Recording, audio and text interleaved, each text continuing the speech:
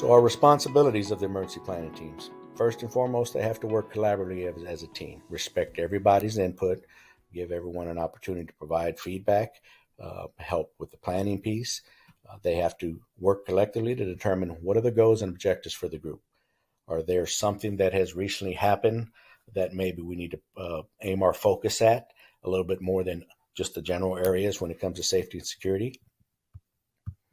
Want to ensure that they understand their site and the emergency operating planning that must take place. Do they look at the individual challenges and hazards at their site? One campus might be different than the other. One might be next to railroad tracks. Another might be near major thoroughways, such as highways that have hazardous materials that travel within those routes. So we want to make sure that we provide those individuals with the training so they understand those threats and hazards, but also they can plan for those. What are the best practices? What are those things that we need to do or that they need to do on the campus to help manage those incidents on their own? Ensuring that they understand the emergency response protocol for the incidents. We've adopted the safety and security. We've adopted the I love you guys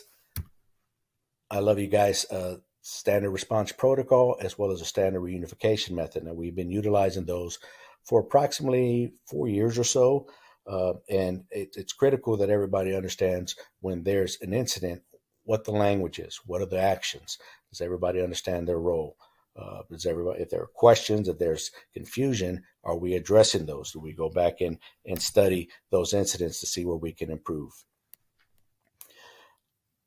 Also, we want to make sure that those emergency planning teams understand the resources that are available to them, both internally as well as externally. And with any type of planning, you want to make sure that you review it and revise the plan as needed. Once that's been finalized, how do you communicate that plan to all stakeholders? We want to make sure that you train your staff, you train your students, and you train your administration on that so that everyone's familiar of their role. So we're required to have a district multi-hazard emergency operation plan.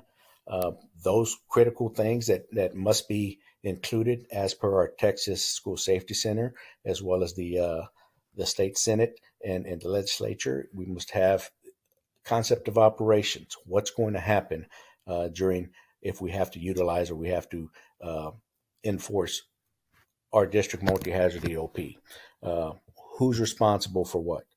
Who's going to be in control of coordination? If there's an incident, you want that campus team to kick in to make sure they take the initiative until they're then relieved by someone of senior staff or someone that might have more experience in the incident that they're trying to help manage. Must include the emergency response protocol. We talked about this SRP from the I Love You Guys Foundation, as well as the standard reunification method for our protocol. How do you communicate? Do you utilize your district websites, social media? Do you have some mass communication tools available for you? Those might be School Messenger. Those might be maybe a GroupMe or a Remind app that provides that information or can send out push alerts to your stakeholders. Training and drill documentation is critical.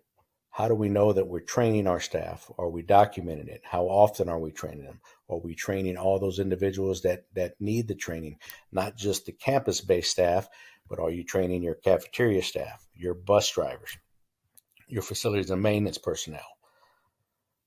One of the things that have come up during COVID is the need to have the continuity of operation plan to make sure that you've worked on it to include other things that may come into play. Before you might have had your continuity of operation plan might have been designed on if you have maybe a tornado or you have a fire in a building.